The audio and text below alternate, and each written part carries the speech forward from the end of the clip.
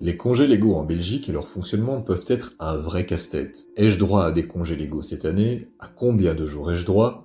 Que se passe-t-il si je change d'employeur?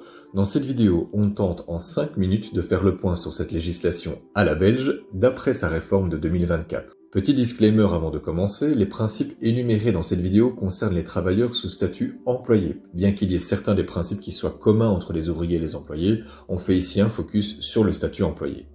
Pour commencer, mettons-nous d'accord sur quelques principes de base.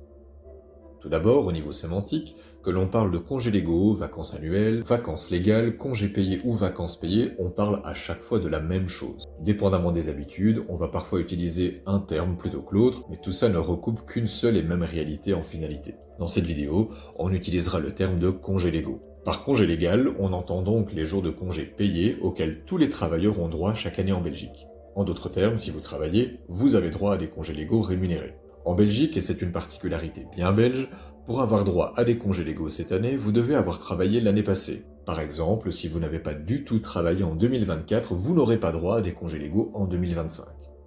Il existe toutefois des régimes alternatifs, pour les jeunes travailleurs par exemple, qui travaillent pour la toute première fois, ou pour les personnes de plus de 50 ans qui reviennent sur le marché, ou pour toute autre personne qui n'aurait pas droit aux congés légaux. Mais on y reviendra un peu plus tard dans la vidéo. Dans la plupart des cas, un collaborateur à temps plein qui a travaillé toute l'année aura droit l'année suivante à 20 jours de congés légaux, 4 semaines de 5 jours. La législation dit que le travailleur a droit à 4 semaines de congés dans son temps de travail. Si son régime de travail est à temps plein et de 5 jours par semaine, cela sera donc 4 semaines de 5 jours de congés légaux auxquels il aura droit, donc 20 jours au total. J'insiste sur cette subtilité car elle a son importance, notamment pour les travailleurs à temps partiel.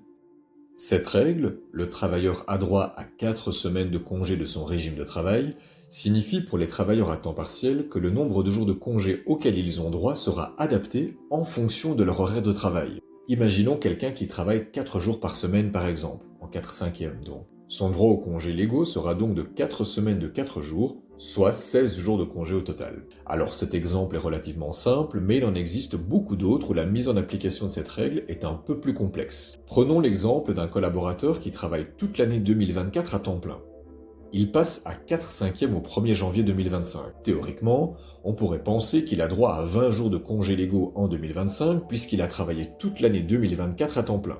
Sauf que, la législation nous dit pour rappel, maximum 4 semaines de congé dans son régime de travail. En d'autres termes, le travailleur qui est passé à 4/5e aura droit à 16 jours de congés légaux en 2025 et non 20 jours, puisqu'au moment où il prend ses congés, il est à 4/5e. Le travailleur a en quelque sorte perdu 4 jours de congés légaux en passant à 4/5e, sachant toutefois que ces 4 jours lui seront payés en fin d'année s'il n'a pas changé de régime de travail entre-temps.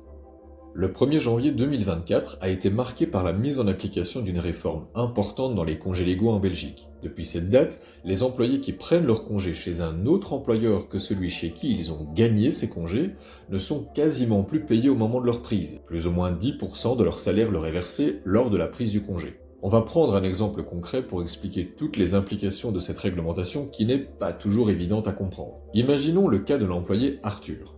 Arthur travaille toute l'année 2024 à temps plein au sein de l'entreprise Alpha. Vu qu'il a travaillé toute l'année 2024 à temps plein, il va pouvoir prendre 20 jours de congés légaux payés en 2025. Un peu avant la fin de l'année, Arthur pose sa démission et rejoint une nouvelle entreprise, l'entreprise Beta, où il commence à travailler le 1er janvier 2025. Au moment où il quitte l'entreprise Alpha, au 31 décembre 2024, Arthur va recevoir le montant qui correspond aux 20 jours de congés payés qu'il a gagnés. C'est la société Alpha qui va les lui payer d'un coup à la clôture de son contrat. Dès lors, lorsqu'Arthur va prendre ses congés au sein de l'entreprise Beta durant l'année 2025, il ne sera pas payé par cette dernière les jours où il sera en congé. Forcément, puisqu'il a déjà reçu fin 2024 l'argent correspondant à ses congés payés quand il est parti de la société Alpha.